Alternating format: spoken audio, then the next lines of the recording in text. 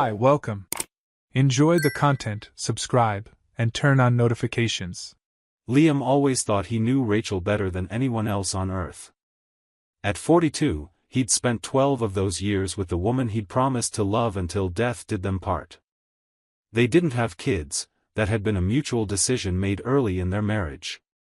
Both of them preferred the freedom to travel whenever they wanted, invest in hobbies, build a life without the weight of parenthood. It was a choice that brought them together, or at least that's what Liam believed. The house they lived in sat in a quiet neighborhood, tree-lined streets, neighbors who greeted each other every morning. Liam worked as a financial consultant, spending long hours analyzing numbers, projections, calculated risks. Rachel worked part-time at an art gallery, something she loved, something that made her smile when she talked about the exhibits and the emerging artists she discovered. On weekends, they walked together, cooked elaborate meals, watched old movies. It was a comfortable, predictable, safe routine. Or at least, it seemed that way. Everything started falling apart on a rainy October afternoon. Liam had finally decided to clean out the basement, something he'd been putting off for months. Boxes stacked high, forgotten objects, memories built up over the years. He was sorting through a pile of old mail when he stumbled across a worn shoebox tucked behind a dusty shelf. The lid was loose. Curious, Liam opened it. Inside, he found a collection of gift cards, for fancy restaurants, spas, expensive clothing stores. All still valid, some partially used. There were also handwritten notes, folded carefully, kept like tiny treasures. Liam picked one up and unfolded the yellowed paper. Rachel, yesterday was incredible. I can't wait to see you again. You make me feel alive. It wasn't signed, but the handwriting was clearly male, angular, firm. Liam's hands shook as he read a second note, then a third. Each one spoke of meetings, shared moments, an intimacy that shouldn't have existed. The dates on the gift cards were recent, 6 months ago.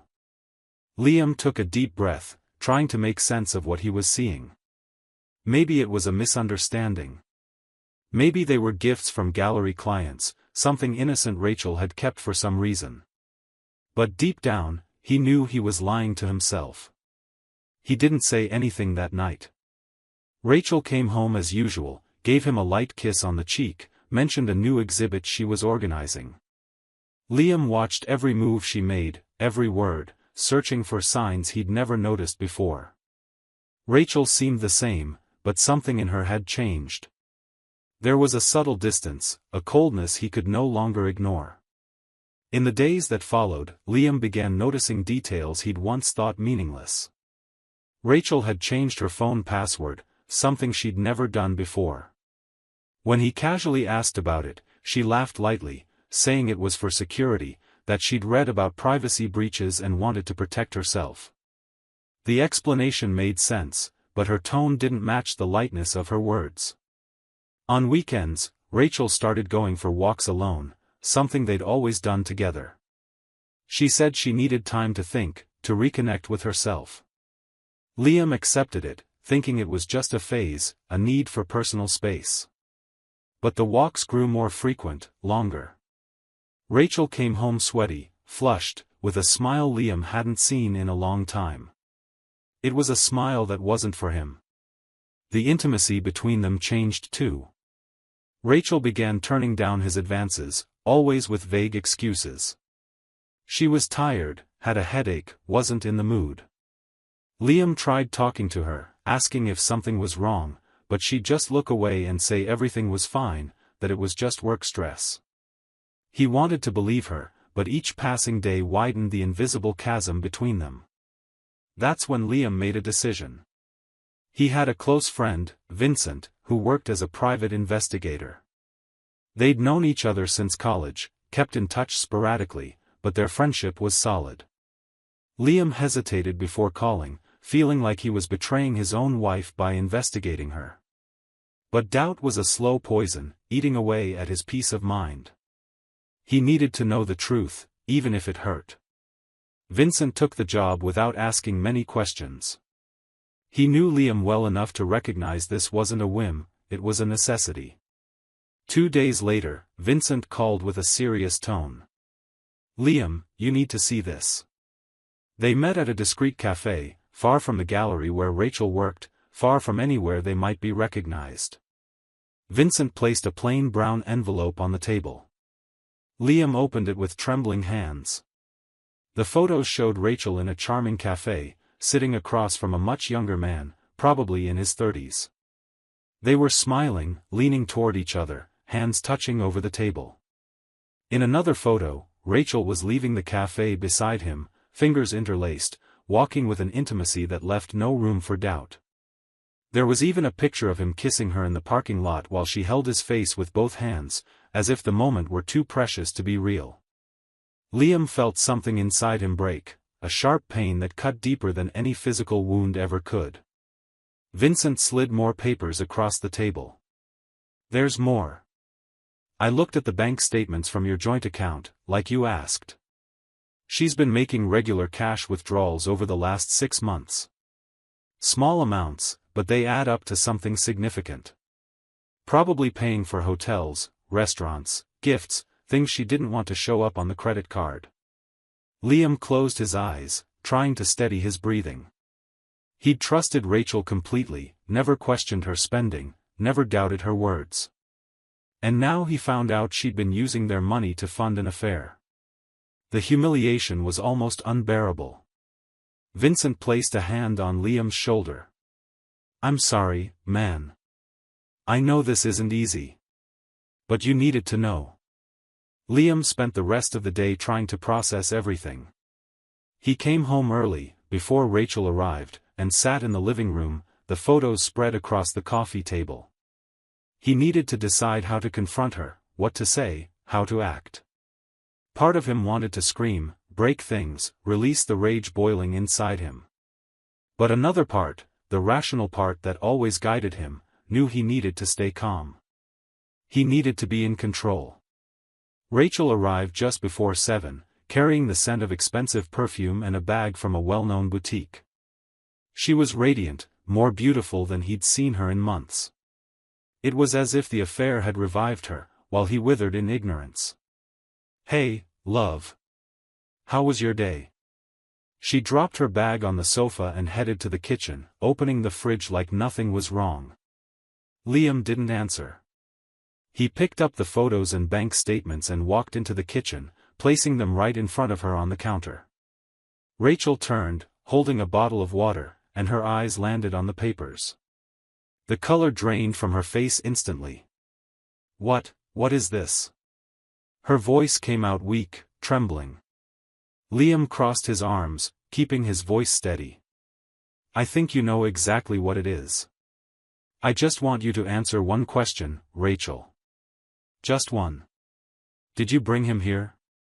Into our house? Into our bedroom?" The silence that followed was deafening. Rachel opened her mouth, closed it again, her eyes scanning the photos like she was seeing a ghost. She tried to laugh, a nervous, uncomfortable sound. "Liam, it's not what it looks like. I can explain." "Then explain." Liam kept his tone icy, each word measured, controlled. "Explain the photos. Explain the notes I found hidden in the basement. Explain why you've been siphoning money from our joint account to pay for hotels and dinners with another man." Rachel shook her head, tears beginning to stream down her face. "It was a mistake, Liam. I didn't want it to happen. It just happened. It just happened." Liam let out a bitter laugh. 6 months doesn't just happen, Rachel. 6 months is a choice. Repeated, deliberate, conscious. You chose to betray our trust, our marriage, everything we built together. She took a step toward him, hands outstretched like she wanted to touch him, but Liam stepped back. "Don't you dare. Don't you dare touch me now." His voice finally rose, the anger slipping through the cracks of his self-control. "Answer my question. Was he here?" Rachel hesitated, and that silence was all the answer Liam needed. He felt his legs weaken, bracing himself against the counter. He was here. While I was away on business trips, you brought him into our house. Into our bedroom. It was only once, Liam. I swear, it was only once. Rachel was sobbing now, words tumbling out in desperation. Once? Liam laughed, but it was hollow, empty. As if that makes it better. As if an affair is acceptable if it only happened once. You dishonored this place, Rachel. This home we built together. You brought another man into our bedroom. Rachel sank to her knees, hands covering her face. I'm so sorry. I'm so sorry. I felt alone, you were always working, you never had time for me. He made me feel seen, important. Liam looked at her with a mix of contempt and pity. So it's my fault? Is that what you're saying? Because I worked to support our life, to pay for this house, for the trips we took, for the freedom you valued so much, I'm to blame for your affair? No, that's not it. I'm not blaming you. I ruined everything. I know that. She looked up at him, eyes red and swollen. Please, Liam. We can fix this. I'll end it with him. I'll never see him again. We can do therapy, start over. Liam slowly shook his head. No, Rachel. We can't. Because I don't trust you anymore. And without trust, there's no marriage. There's no us. He picked up the photos and bank statements and carefully placed them back in the envelope. I've already hired a lawyer. The divorce papers will be ready next week. You can stay in the house until you find a place to live. I'm going to a hotel.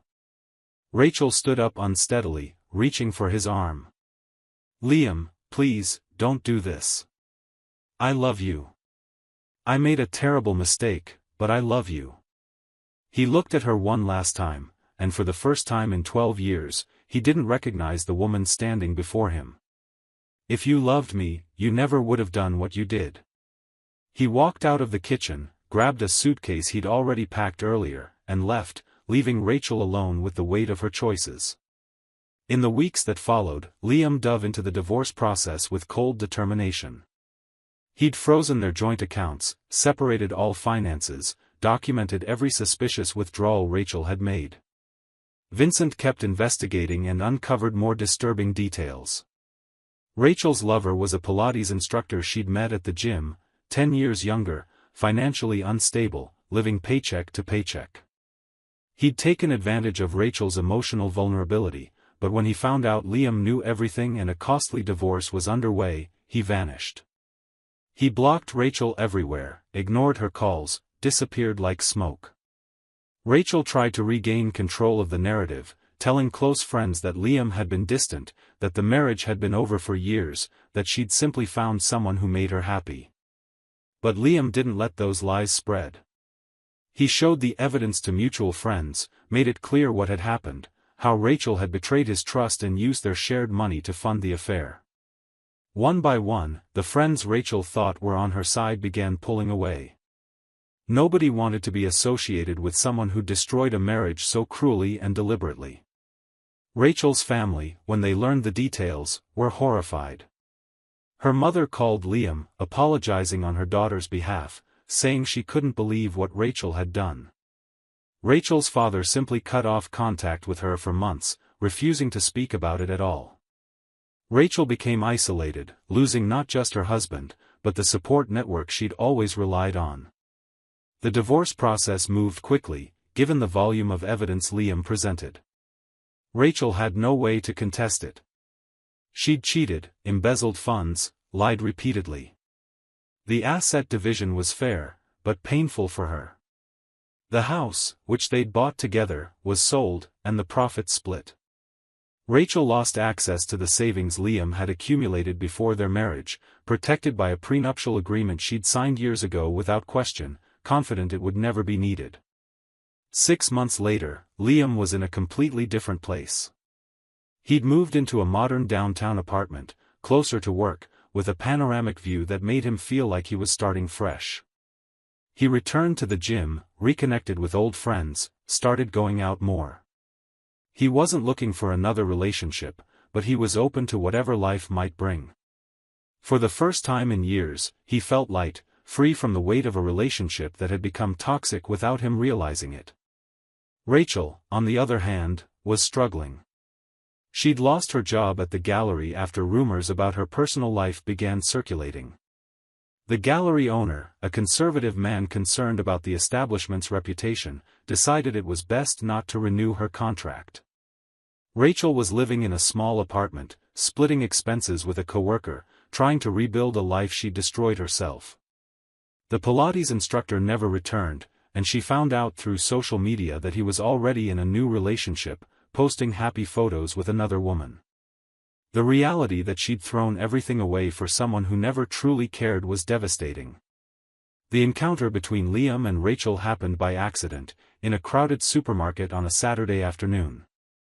Liam was picking out fruit when he saw her in the next aisle, pushing a cart with only a few items inside.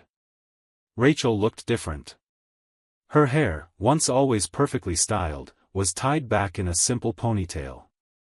Her clothes were casual, lacking the sophisticated style she'd once worn. She looked tired, older, as if the past few months had drained the life out of her. When Rachel saw him, her eyes widened. She hesitated, clearly unsure whether to approach. Liam kept choosing fruit, pretending not to notice, but Rachel walked up to him, stopping a few feet away. Liam. He turned, his face expressionless. Rachel. How are you? Her voice was hesitant, fragile. I'm good. He put an apple in the bag and kept looking at the options. Really good, actually. Rachel swallowed hard. I'm glad to hear that. There was an awkward pause. I needed to say I'm sorry. For everything. I know I ruined it all, and I don't expect you to forgive me, but I needed you to know. Liam finally looked at her, really looked, and saw a broken woman, full of regret. Part of him felt pity, but mostly he just felt indifference. I accept your apology, Rachel. But it doesn't change anything. You made your choices, and now you're living with the consequences. Just like I'm living with mine. Rachel nodded slowly, eyes glistening. You seem happy. I am. Liam said simply. I learned I deserve someone who values me, who's honest with me, who doesn't throw away years of trust for a moment of selfishness. He picked up the bag of fruit and put it in the cart. Take care, Rachel. He started walking away, but Rachel called out again. Liam, wait. Do you think, could we ever be friends? Liam stopped, turned one last time. No, Rachel. Friends trust each other. And I'll never trust you again. He gave a small nod, a polite, final gesture, and kept walking down the aisle, without looking back.